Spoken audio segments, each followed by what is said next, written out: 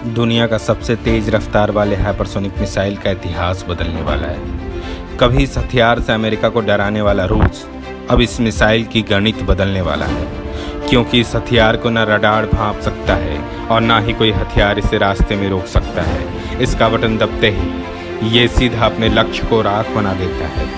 America और रूस के बीच हुए समझौतों का समय अब खत्म हो रहा है।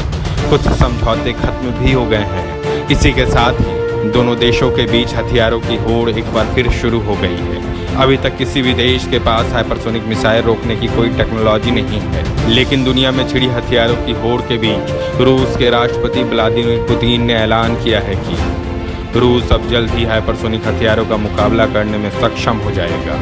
हाइपरसोनिक मिसाइल की रफ्तार 6150 किलोमीटर प्रति घंटा या इससे ज़्यादा रफ्तार से सफर तय कर दुश्मन के ठिकानों पर हमला करती है।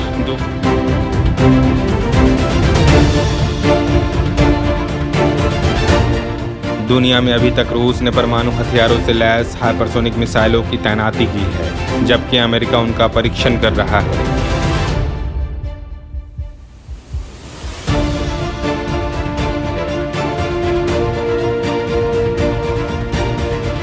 भारत की शौर्य मिसाइल भी हाइपरसोनिक मिसाइलों की श्रेणी की है।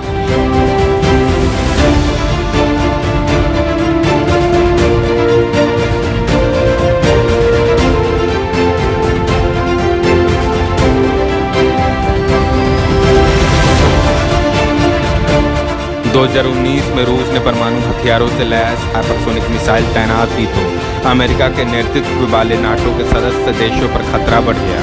इसके बाद अमेरिका ने आनन फानन में परीक्षण शुरू किया।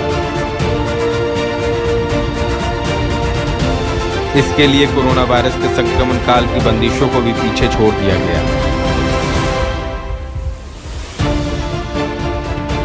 अमेरिका के परीक्षण सफल रहे।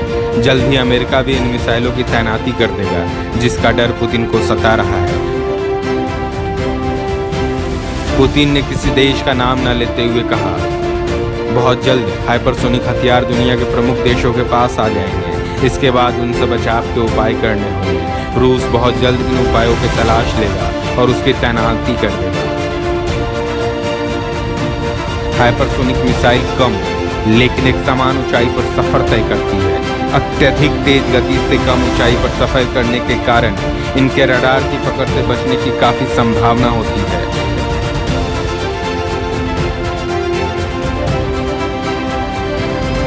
रडार की पकड़ में आने के बावजूद इन्हें रोकने के लिए डिफेंस सिस्टम एक्टिव करने के लिए काफी कम समय रहता है। और इस समय दुनिया में छाए युद्ध के बादल के बीच रूस का जानी दुश्मन अमेरिका इस हथियार को बना रहा है, जिसे देखते हुए पुतिन तैयारियों में जुट गए हैं। अगर रूस हाइपरसोनिक हथियार को रोकने में सफल हो जाता है तो मानो रूस मिसाइलों के मामले में अभेद्य किला बन सकता है।